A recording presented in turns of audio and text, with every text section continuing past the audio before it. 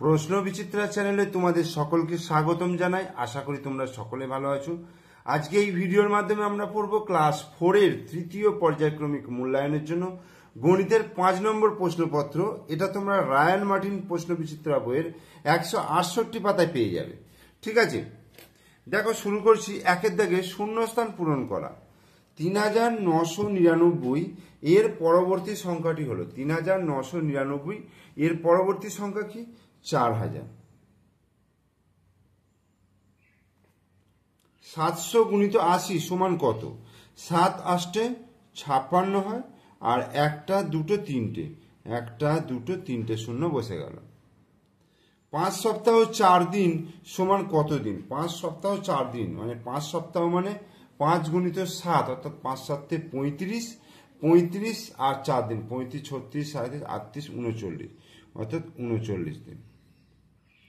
4875 সংখ্যাটিতে 8 এর স্থানীয় মান কত? 8 হচ্ছে একক, দশক, শতক পজিশনে রয়েছে, তাহলে 800 হয়ে যাবে এর স্থানীয় মান। 3405 দ্বারা গঠিত 4 অঙ্কের সবচেয়ে ছোট সংখ্যা। 4 অঙ্কের সব থেকে ছোট সংখ্যা ছোট থেকে সাজাতে হবে। 0 3 4 5, যেহেতু 4 অঙ্কের বলেছে তাহলে এটাকে 0 আর 3টাকে অল্টারনেট করে নিতে হবে, অর্থাৎ 3 0 4 5। 12কে কত দিয়ে গুণ করলে 72 হবে? 5 12 60, 6 12 72, 12 গুণিত 6 সমান 72। 4342 মিলিমিটার সমান কত মিটার? কত মিলিমিটার? 1000 মিলিমিটারে হয় 1 মিটার, তাহলে এখানে 4000 মানে 4 মিটার আর 332 মিলিমিটার। সবচেয়ে ছোট যৌগিক সংখ্যা, সবচেয়ে ছোট যৌগিক সংখ্যা হচ্ছে 2। 2 অঙ্কের সবচেয়ে বড় মৌলিক সংখ্যা কত হবে? 2 অঙ্কের সবচেয়ে বড় মৌলিক সংখ্যা হচ্ছে 97। 4 ঘন্টা 50 মিনিট সমান কত মিনিট? 4 ঘন্টা মানে হচ্ছে 4 ছক 24, 240, আর এখানে হচ্ছে 50, 240 আর 50 290, তাহলে 290 মিনিট। কোন সংখ্যার সবচেয়ে ছোট গুণনীয়ক কত হতে পারে? 1। ঠিক আছে, 1 হচ্ছে সবচেয়ে ছোট গুণনীয়ক। 6 ও 8 এর একটি সাধারণ গুণিতক হলো। 6 ও 8 এর একটি সাধারণ গুণিতক 2, কারণ 2 দিয়ে 6কেও ভাগ করা যাবে, 8কেও ভাগ করা যাবে। কিন্তু এটা তো গুণনীয়ক হলো, গুণিতক চেয়েছে না, ভুল হলো আমার। তাহলে 6 আর 8 এর সাধারণ গুণনীয়ক আমি যদি 24 করি, দেখো 3 4 6 24, 3 8 24। ওকে, 10 এর গুণনীয়ক সংখ্যা কতগুলো? 10 এর গুণনীয়ক সংখ্যা দেখো, 10 এর গুণনীয়ক হচ্ছে 1 2 5 আর 10, তাহলে কটা হলো? 1 2 3 4টে, তাহলে 4টে হয়ে গেল গুণনীয়ক সংখ্যা। কোন সংখ্যা 9 দ্বারা বিভাজ্য হলে তা 3 দ্বারা বিভাজ্য হবেই। 9 দ্বারা বিভাজ্য হলে 3 দ্বারা বিভাজ্য হবে। 50 এর পরের মৌলিক সংখ্যাটি হলো 51 হবে না, 52 হবে না, 53। 53 হচ্ছে 50 এর পরের মৌলিক সংখ্যা। দুটি সংখ্যার গরিষ্ঠ সাধারণ গুণনীয়ক 1 হলে তাদের কি বলবো? তাদের বলবো, দুটি সংখ্যার গসাগু যদি 1 হয় তাদের বলবো পরস্পর মৌলিক সংখ্যা। পরস্পর মৌলিক সংখ্যা বলে। ড্যাশ হলো ঘনকের একটি উদাহরণ। লুডোর ছক্কা। লুডোর ছক্কা হলো ঘনকের একটি উদাহরণ। একটা আয়তঘনের কটি তল আছে? একটা আয়তঘনের 6টি তল আছে। ঠিক আছে, একটা আয়তঘন, একটা ইট যদি ভাবো বা একটা বই যদি ভাবো, দেখবে তার 6খানা তল রয়েছে। গোলকের তলকে বলা হয় কি? বক্রতল। গোলকের তলটা পুরোটাই হচ্ছে বক্রতল। একটি অর্ধগোলকের তল সংখ্যা কটা? একটা অর্ধগোলকের তল সংখ্যা 2টি, একটা সমতল একটা বক্রতল। এবার 2 এর দাগের কি বলছে? প্রদত্ত সংখ্যাগুলিকে সঠিক ক্ষেপে লিখতে বলেছে। 2 দ্বারা বিভাজ্য, 3 দ্বারা বিভাজ্য, 5 দ্বারা বিভাজ্য। 2 দ্বারা বিভাজ্য কোনগুলো? যেগুলোর এককের ঘরে অঙ্ক 0 2 4 6 8 থাকবে, তাহলে কত হচ্ছে? 38 হবে, 2330 হবে, 1110 হবে। এটা হলো। 5 দ্বারা বিভাজ্য হচ্ছে যার এককের ঘরে 0 আর 5 থাকবে, তাহলে 45 হবে, আর 2330 হবে, 1110 হবে। আর 3 দ্বারা বিভাজ্য যে সংখ্যার অঙ্কগুলোর সমষ্টি 3 দ্বারা বিভাজ্য। যেমন দেখো 8 আর 3 11, 3 দ্বারা বিভাজ্য নয়। 45, 5 আর 4 9, তাহলে 9 3 দ্বারা বিভাজ্য, তার মানে 45 সংখ্যাটা 3 দ্বারা বিভাজ্য। এটা দেখো 3 3 6 2 8, 8 3 দ্বারা বিভাজ্য নয়। 1 1 2 আর 3, এটা 3 দ্বারা বিভাজ্য, 1 1 1 0। আর এটা 3 আর 4 আর 5, এটা 3 দ্বারা বিভাজ্য নয়। গুণনীয়ক নির্ণয় করতে বলেছে 25 আর 48। দেখো 25টাকে যদি ভাঙি, দেখো 5 5 25, তাহলে 25-এর গুণনীয়ক কি কি হবে? 1 হবে, ঠিক আছে, 5 হবে আর 25 হবে। আর 48 হচ্ছে 2, 24 দুগুণে 48, 2, 12 দুগুণে 24, 2, 6 দুগুণে 12, 2, 3 দুগুণে 6।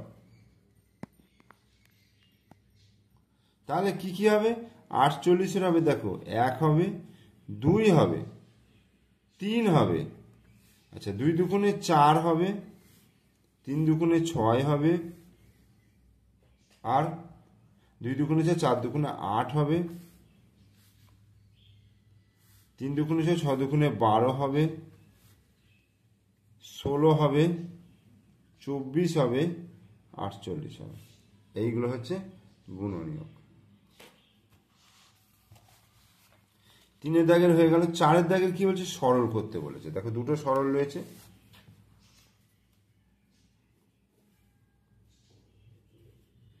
চুরাশি বিয়োগ 48 ভাজিত 4 গুণিত 7।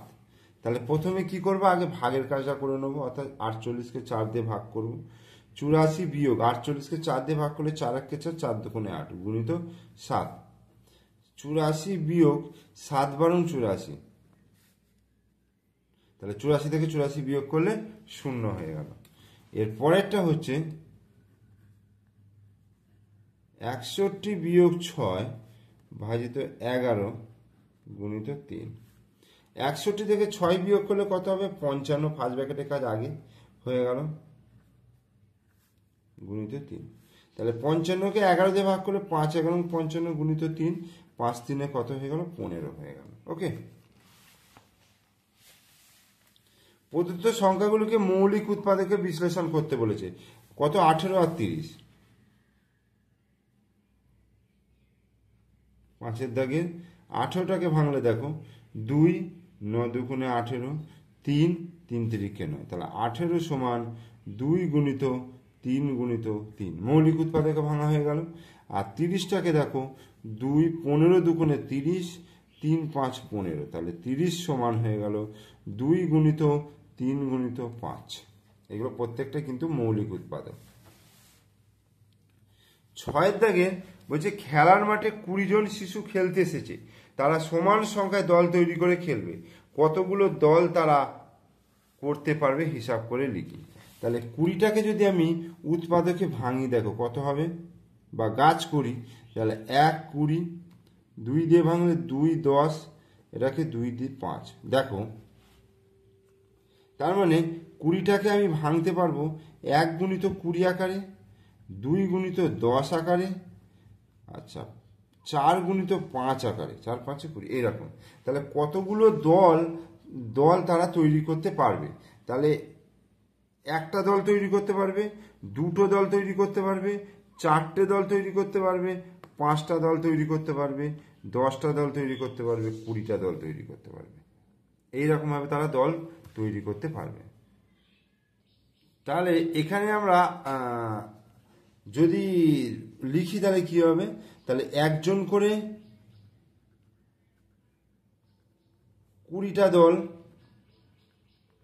ঠিক আছে, দুজন করে 10টি দল, 4 জন করে 5টি দল, আবার 5 জন করে 4টে দল, 10 জন করে 2টো দল, আর 20 জন করে 1টি দল তৈরি করতে পারবে। তাহলে প্রথমটা লাস্টেটা না নিলেও চলবে, কারণ একজন করে কোনো দল তৈরি হয় না, আর 20 জনের যদি নয় তাহলে একটাই দল তৈরি হবে, ঠিক আছে। তাহলে মোটামুটি তোমরা এই 1 2 3 4টে করতে পারবে, এই 4টে উত্তর হিসাবে। এরপরে দেখো 7-এরটা 14টি টুপির দাম এত টাকা, একটি টুপির দাম কত? তাহলে একটি টুপির দাম করতে গেলে কি করতে হবে? ভাগ করতে হবে এবং মৌলিক উৎপাদকের বিশ্লেষণের সাহায্যে হিসাব করতে বলেছে। দেখো তাহলে ভাগ করতে হবে 2772 ভাজিত 14। তো 14টাকে যদি ভাঙি তাহলে 2 গুণিত 7, তাহলে 2772 ভাজিত 2 ভাজিত 7। তাহলে প্রথম 2 দিয়ে ভাগ করে দেখো, 2 1 2, 3 দুগুণে 6, 17, 8 দুগুণে 16, 12, 6 দুগুণে 12 ভাজিত 7। এবার 7 দিয়ে 7 1 7, 6 আর 68, 7 9 63, 56, 27 56, তাহলে 198। অতএব একটি টুপির দাম,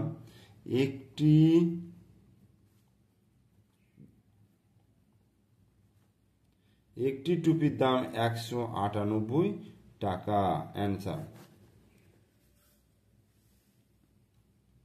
8-এরটা।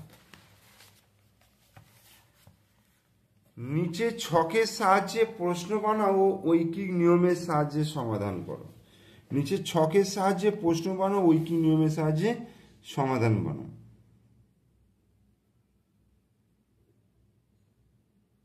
ঝুড়ির সংখ্যা,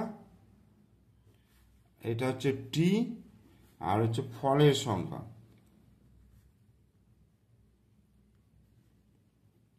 টি। তাহলে 8টা ঝুড়িতে 72টা ফল আছে, তাহলে একটা ঝুড়িতে কতগুলো ফল আছে? উত্তর লিখতে হবে। তাহলে 8টি ঝুড়িতে মোট 72টি ফল আছে। যদি প্রত্যেক ঝুড়িতে সমান সংখ্যক ফল থাকে, যদি প্রত্যেক ঝুড়িতে সমান সংখ্যক ফল থাকে, তবে প্রতি ঝুড়িতে কটি করে ফল আছে? প্রতি ঝুড়িতে কটি করে ফল আছে? আচ্ছা, লিখবো 8টি ঝুড়িতে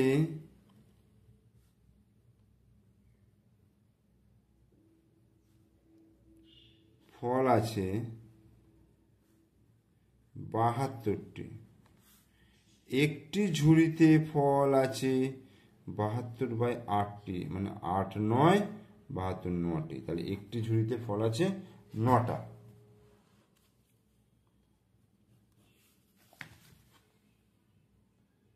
এইবার 9-এর দাগের কি বলছে দেখো, বাহুভেদের ত্রিভুজ কত প্রকার ও কি?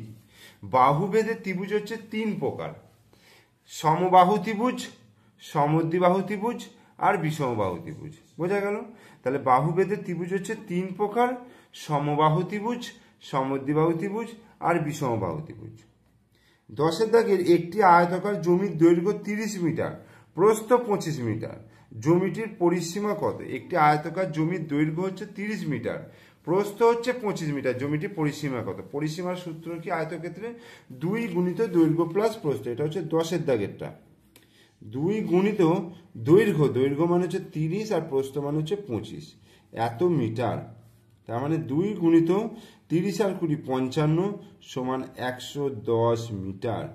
তাহলে 110 মিটার হচ্ছে পরিসীমা। এবার 11 দাগের 1 সেমি দৈর্ঘ্যের বাহু বিশিষ্ট বর্গক্ষেত্র দিয়ে একটি চিত্র অঙ্কন করো যার পরিসীমা হচ্ছে 12 সেন্টিমিটার। 1 সেমি দৈর্ঘ্যের বাহু বিশিষ্ট বর্গক্ষেত্র দিয়ে একটি চিত্র অঙ্কন করো যার পরিসীমা হচ্ছে 12 সেন্টিমিটার। বলছে 1 সেমি দৈর্ঘ্যের বাহু বিশিষ্ট বর্গক্ষেত্র, ধরো এইরকম হচ্ছে, আমি ধরো এরকম বর্গক্ষেত্র নিলাম 1 সেমি করে, প্রত্যেকটা 1 সেমি করে, যদি এরকম যদি টানি বর্গক্ষেত্র, মানে বর্গক্ষেত্র দিয়ে একটা চিত্র অঙ্কন করতে বলছে। তাহলে এটা যদি হয়, প্রত্যেকটা বাহু দৈর্ঘ্য যদি 1 সেমি করে নেওয়া হয়, হ্যাঁ, তাহলে দেখো প্রত্যেকটা বাহুর দৈর্ঘ্য যদি 1 সেমি করে নেওয়া হয়, তাহলে একটা, দুটো, তিনটে, চারটে, পাঁচটা, ছটা, মোট 6টা তল হয়ে যাচ্ছে। বুঝতে পেরেছো? 6টা বর্গক্ষেত্র দিয়ে কিন্তু একটা ঘনক অঙ্কন করা হয়ে গেল, এইটা হয়ে গেল। এবং এর পরিসীমা দেখো, পরিসীমা বলতে চারদিকের যে বাহুগুলো সেইগুলি হচ্ছে পরিসীমা। তাহলে এখানে কতগুলো ধার আছে? 12টা ধার আছে। তাহলে 12 গুণিত 1, তাহলে 12 গুণিত 1 সমান কত হবে? 12 একে 12। ঠিক আছে, সেম। এরপরে দেখো 12টা একটি সমদ্বিবাহু ত্রিভুজ অঙ্কন করে, যার পরিসীমা, তার পরিসীমা নির্ণয় করো অঙ্কন করে। একটি সমদ্বিবাহু ত্রিভুজ অঙ্কন করতে বলেছে এবং তার পরিসীমা, একটা সমদ্বিবাহু ত্রিভুজ ধরো, এই তো এই হলো একটা নেওয়া হলো। এবার এই জায়গায় নিয়ে নিলাম, নিয়ে এই টানলাম, এই টানলাম, মানে তার মানে কি হলো, এই দুটো বাহু দৈর্ঘ্যকে আমার সমান করতে হবে। ঠিক আছে, বা কম্পাস বসিয়ে এখান থেকে এইরাম নিলাম, এখান থেকে এইভাবে যদি টেনে নিই তাহলে কিন্তু আমার সমদ্বিবাহু ত্রিভুজ হয়ে যাবে। যার দুটি বাহু দৈর্ঘ্য সমান তাকে সমদ্বিবাহু ত্রিভুজ বলা হবে। তার মানে এ বি সি যদি হয়ে যায় তাহলে পরিসীমা হয়ে যাবে, তাহলে কত? পরিসীমা দেখো এ বি প্লাস প্রত্যেকটা বাহুর যোগফল বিসি প্লাস সিএ, প্রত্যেকটা বাহুর যোগফল। এবার 13 দাগেরটা কি বলছে? বিন্যাস দেখে ফাঁকা ঘরে পরে দুটি লিখতে বলেছে। দেখো 84, 72, 60, 48, 36, মানে 12 12 করে কমছে। তাহলে এটা হয়ে যাবে 24, এটা হয়ে যাবে 12। তার মানে 12কে 12, 12 দুগুণে 24, 3 বারং 36, 4 বারং 48, 5 বারং 60, 6 বারং 72, 7 বারং 84। বোঝা গেল? এরপরে দেখো A B C D E F আর জি, আর এই দিক থেকে নিলে কি হবে বলো তো? ইউ, এটা ইউভি, আর এটা ধরো এস টি ইউ, টি ধরো নিলাম। ঠিক আছে, T U V W X Y Z, এটা গেল। এবার দেখো 12, 23, 34, 45, 56 সব 11 করে বাড়ছে। দেখো 11 যোগ করলে 23, এর সঙ্গে 11 যোগ করলে 34, তাহলে এর সঙ্গে 11 যোগ করলে 6 67, এর সঙ্গে 11 যোগ করলে 6 একে 7, 7 একে 8, 78, এরকম হয়ে গেল। এবার দেখো 2, 3, 5, 7, 11, এটা 13, এগুলো হচ্ছে মৌলিক সংখ্যাগুলো লিখেছে। 13, 14, 15, 17, এইগুলো হচ্ছে মৌলিক সংখ্যাগুলো লিখেছে। ব্যাস, তাহলে 5 নম্বর প্রশ্নপত্রটা এখানেই শেষ হলো। তোমরা অবশ্যই পুরো ভিডিওটা মনোযোগ সহকারে দেখো এবং প্রত্যেকটা অঙ্কগুলোকে প্র্যাকটিস করার চেষ্টা করো। ভিডিও ভালো লাগলে লাইক করো, কমেন্টস করো, বন্ধুদেরকে শেয়ার করো, আর আমার চ্যানেলে নতুন দর্শক হলে অবশ্যই চ্যানেলটিকে সাবস্ক্রাইব করে দিও, পাশে থাকা বেল আইকন প্রেস করে দিও।